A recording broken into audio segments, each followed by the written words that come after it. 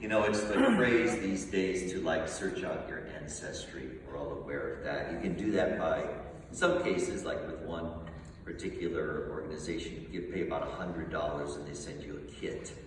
And you answer some questions online, and then you put some saliva in a test tube with a little mixture there, and you send it in.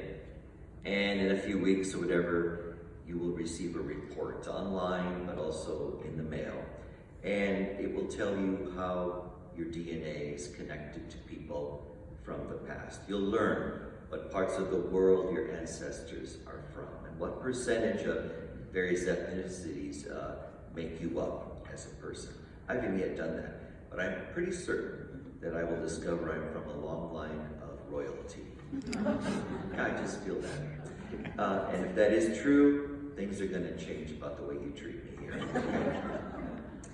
Jesus, of course, did not have any information about his DNA in order to figure out who his ancestors were. Faithful Jews already knew what tribe they were descended from. In most cases, they could probably give you several of the names of their ancestors as well. In Jesus' case, we're told that he is from the tribe of Judah. Judah was one of the sons of Jacob, who we hear about in today's first reading. It is a later descendant of Judah, King David, who will establish the city of Jerusalem. The Gospel of Matthew makes it very clear that Jesus' ancestry included some very interesting people. In the list we heard today, you can recognize, obviously, some of the names: Abraham, Isaac, and Jacob, the patriarchs. We also recognize Jesse, who is the father of King David, who was the father of King Solomon. There are some names of women who we also know from the pages of the Bible, including Ruth and Tamar.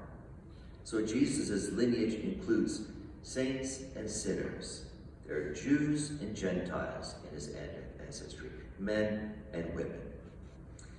Interestingly enough, though, Joseph, the foster father of Jesus, is the one who is in the direct line of King David. It's by the marriage of Mary to Joseph that brings Jesus into the family line. So in a sense, Jesus is adopted into the house of David. In modern terminology, we would say that Jesus shares DNA with his mother, Mary, but he comes into the tribe of Judah through his foster father. All of this, I think, is Matthew's way of telling us that Jesus is grounded in the human family. He has a wonderful and powerful lineage through the history of Israel. He is a real and historical person.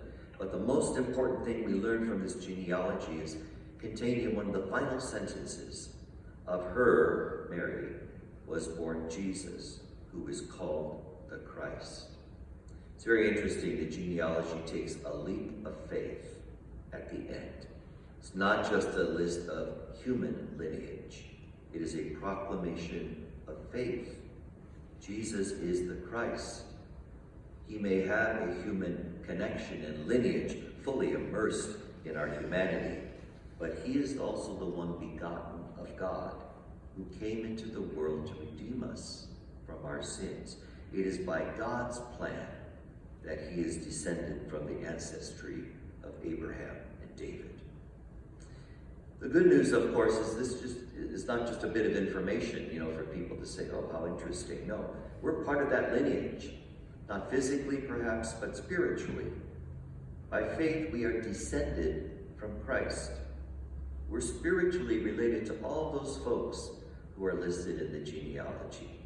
And I think that should give us more joy than discovering